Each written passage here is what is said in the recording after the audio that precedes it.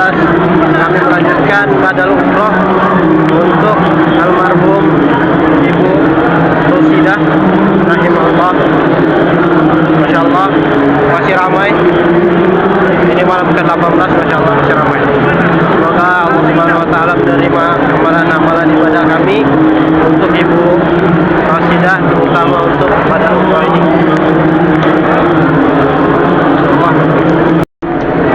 Tadi tawafnya sempat di lantai 2 karena masuk waktu sholat dan di pelataran Ka'bah itu full, makanya kita di lantai 2 tawafnya pertama. Terus setelah sholat baru kami turun ke pelataran Ka'bah untuk menyelesaikan 7 putaran tawaf. Sekarang ini lagi di Sa'i. Ini putaran pertama. Sekarang sudah di Sofa, bukan di Marwah. Ini baru putaran pertama. Untuk Ramadan ini jamaah Indonesia saya perhatikan kurang. Allahu a'lam, apakah saya nggak ketemu atau gimana? Kurang sih. Biasanya di bulan-bulan biasa itu mereka banyak dari Indonesia. Kalau itu ketahuan banget itu jamaah Indonesia itu yang paling besar suara selawatannya. Lagu selawat itu berjamaah, jadi rame banget. Itu jamaah Indonesia. Kalau saya lihat di sini kebanyakan dari Yaman, Jordan, Mesir, seputar-seputar Mekah, Taif, Jeddah, orang-orang yang pribumi lah, orang Arab yang datang banyak ke Masjidil Haram pada saat bulan puasa. Tapi ada juga orang Indo tetap ada, cuman nggak terlalu banyak seperti biasanya. Badal ini untuk Ibu Rosidah yang meminta saya untuk membadalkan itu anak beliau. Semoga menjadi amal ibadah juga untuk anak beliau, tanda bukti berbakti kepada orang tuanya. Walaupun sudah meninggal, tetap ibadah-ibadah tetap disalurkan buat kedua orang tuanya. Dan itulah kata ulama, utang yang tidak pernah terbalaskan adalah utang seorang anak kepada kedua orang tuanya. Maksudnya adalah baktinya seorang anak kepada kedua orang tuanya. Itu sampai mati seorang anak itu tidak akan terbalaskan, walaupun dia telah berusaha untuk membalaskannya. Semoga kita menjadi anak yang dibanggakan oleh orang tua dunia akhirat. Semoga kita sebagai anak bisa membantu kedua orang tua kita selamat dari api neraka, selamat dari azab kubur. Dan semoga juga kita memiliki keturunan anak yang sama dengan tujuan kita. Kita berbakti kepada orang tua.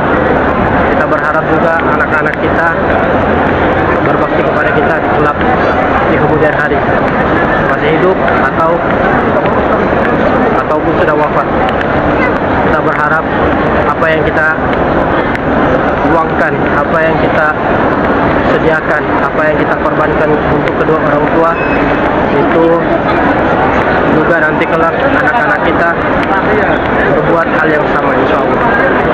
Dan saya berharap apa-apa yang saya panjatkan saat ini, doa, harapan, tujuan, dan yang lainnya, saya berharap juga kalian juga mendapatkannya. Dan terkhusus untuk Ibu Rosidah, beliau lebih banyak mendapatkan karena dari wasilah anaknya ibadah ini, dan taufik dari Allah Subhanahu wa Ta'ala, ibadah ini terlaksanakan insyaallah. Apa yang kita buat dalam bentuk ibadah, dalam bentuk perbuatan baik atau amal jariah, kalau kita niatkan untuk kedua orang tua kita, mereka juga mendapatkannya. Seperti kayak istighfar buat mereka, atau banyak doa buat mereka, melakukan amalan baik, lalu kita niatkan untuk mereka, atau kita melakukan amal jariah, bersedekah, kita niatkan untuk mereka, mereka juga mendapatkannya, insyaallah. Kita mendapatkannya sebagai anak, sebagai yang mengamalkannya, dan mereka juga mendapatkan apa yang kita niatkan. Jadi mendapatkan dua keutamaan. Jadi jangan dilupakan itu, karena kita sebagai anak adalah buah dari yang ditanam dulu orang tua kita. Semoga bermanfaat apa yang kami sampaikan.